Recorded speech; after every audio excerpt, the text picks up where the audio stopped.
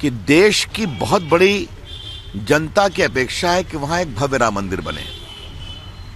हमारी ओर से बार बार कहा गया है, माननीय प्रधानमंत्री जी ने कहा है, हमारे राष्ट्रीय अध्यक्ष जी ने कहा है कि इस मामले का संवैधानिक रूप से निपटारा होना चाहिए। एक बात मैं अवश्य कहूंगा, देश के कानून मंत्री के रूप में नहीं, लेकिन देश के नागरिक के रूप में, कि राम जन्मभूमि का मामला 70 साल से पेंडिंग है सूट में। इलाहाबाद का फैसला राम जन्मभूमि के पक्ष में हुआ मूल रूप से। अब यह अपील भी लगभग 10 साल से पेंडिंग है। तो यह अपील जो अब 70 साल पुरानी हो गई पूरा सूट, तो इसका निष्पादन जल्द से जल्द होना चाहिए। और एक बार लोग बार बार उठाते हैं कि कई मामलों में जल्दी सुनवाई होती है, सबरीमाला हो या एडल्ट्री का मामला हो, या कर्नाटक में जब होता है मामला बहुमत का तो रात में कोर्ट बैठता है। लोग मुझसे सवाल पूछते हैं। अर्बन माओइस्ट का मामला भी जल्दी सुनवाई हो जाता है, अच्छी बात है। लेकिन देश की जनता की अपेक्षा अवश्य है कि राम जन्मभूमि के केस का निष्पादन जल्द से जल्द होना चाहिए। अब मैं इस पर और कुछ नहीं बोलूंगा। हम सभी सुप्रीम कोर्ट का बहुत सम्मान करते हैं, हमें पूरी आस्था न्यायपालिका में है। एक अपेक्षा जरूर है कि इस मामले की जल्द से जल्द सुनवाई होनी चाहिए। कह रहे हैं कि 24 घंटे मिल जाए। धन्यवाद। मैं अभी और मैं कि भारत रत्न जो दिए गए, धन्यवाद। चलिए।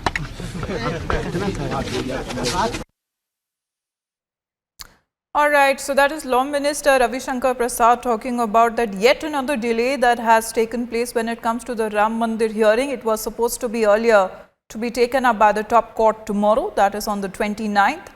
But he is also saying on the other side that the government is bound to follow the constitutional means and the methods, but also doesn't forget to point out that the sentiments of the people need to be taken care of. We also slated that they were giving other examples of other issues that were taken up by the top court within a few days or weeks, but this is a case that has been अब मान लीजिए कोई न्यायमूर्ति नहीं उपस्थित हैं, जैसा कि मैंने अखबारों में पढ़ा है, मैं पटना में हूं,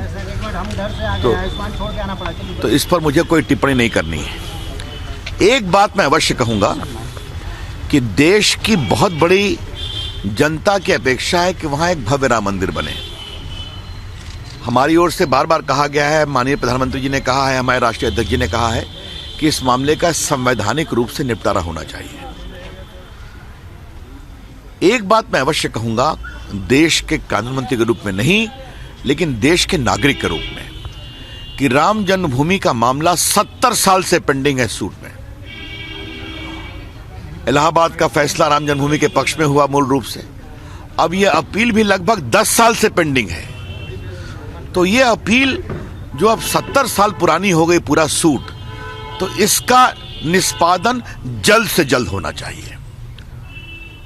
और एक बार लोग बार बार उठाते हैं कि कई मामलों में जल्दी सुनवाई होती है, सबरीमाला हो या एडल्ट्री का मामला हो, या कर्नाटक में जब होता है मामला बहुमत का तो रात में कोर्ट बैठता है। लोग मुझसे सवाल पूछते हैं।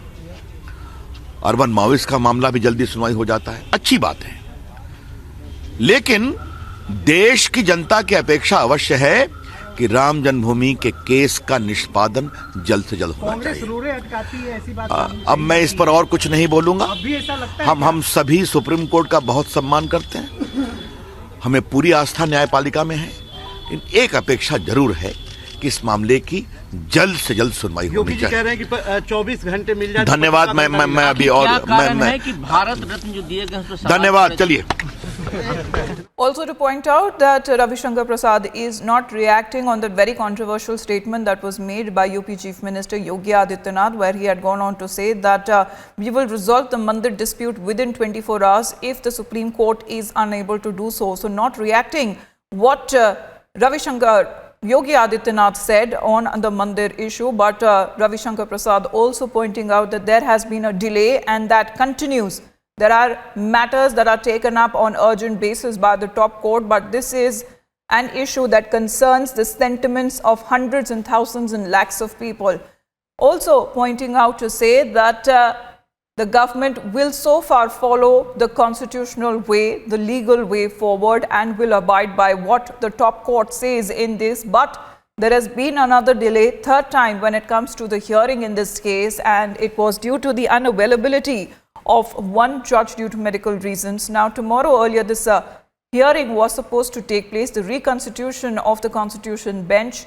Well, the bench has been reconstituted, but one judge was not available for tomorrow's hearing.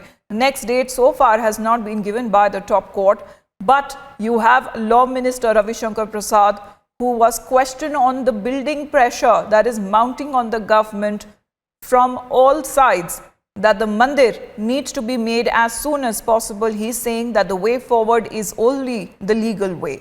Let me straight away go across to our legal correspondent Nalini Sharma joining us at this point in time. Nalini, once again, there has been a delay in the Ayodhya hearing. Ravi Shankar Prasad comes out and say, in one breath he says that we'll follow the legal breath, in the legal way. In the other, he goes on to say that there are several issues taken up by the top court on urgent basis, but not this. Well, Amita, the line being taken by Ravi Shankar Prasad in this soundbite that he has given is very similar to what we even heard Prime Minister Narendra Modi talk about when it came to this entire issue of Ram Mandir.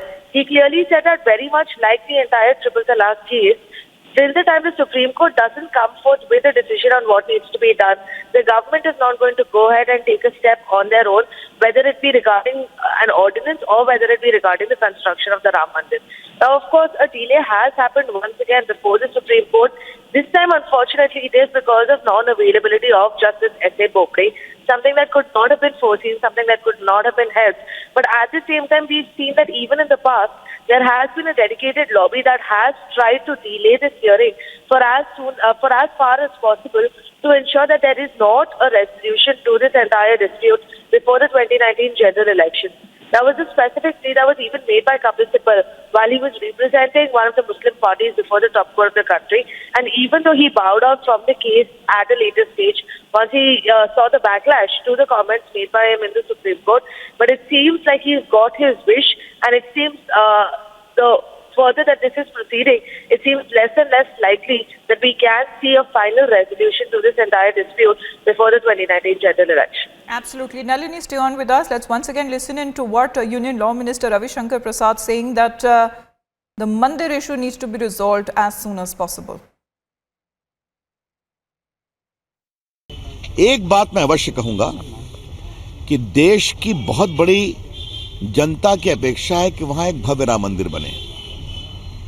हमारी ओर से बार बार कहा गया है, माननीय प्रधानमंत्री जी ने कहा है, हमारे राष्ट्रीय अध्यक्ष जी ने कहा है कि इस मामले का संवैधानिक रूप से निपटारा होना चाहिए। एक बात मैं अवश्य कहूंगा, देश के कानून मंत्री के रूप में नहीं, लेकिन देश के नागरिक के रूप में, कि राम जन्मभूमि का मामला 70 साल से पेंडिंग है सूट में।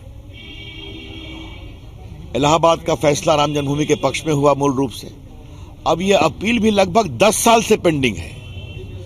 तो यह अपील जो अब 70 साल पुरानी हो गई पूरा सूट, तो इसका निष्पादन जल्द से जल्द होना चाहिए। और एक बार लोग बार बार उठाते हैं कि कई मामलों में जल्दी सुनवाई होती है, सबरीमाला हो या एडल्ट्री का मामला हो, या कर्नाटक में जब होता है मामला बहुमत का तो रात में कोर्ट बैठता है। लोग मुझसे सवाल पूछते हैं, अर्बन माओइस्ट का मामला भी जल्दी सुनवाई हो जाता है, अच्छी बात है, लेकिन देश की जनता की अपेक्षा अवश्य है कि राम जन्मभूमि के केस का निष्पादन जल्द से जल्द होना चाहिए। अब मैं इस पर और कुछ नहीं बोलूंगा। हम सभी सुप्रीम कोर्ट का बहुत सम्मान करते हैं, हमें पूरी आस्था न्यायपालिका में है, लेकिन एक अपेक्षा जरूर है कि इस मामले की जल्द से जल्द सुनवाई होनी चाहिए।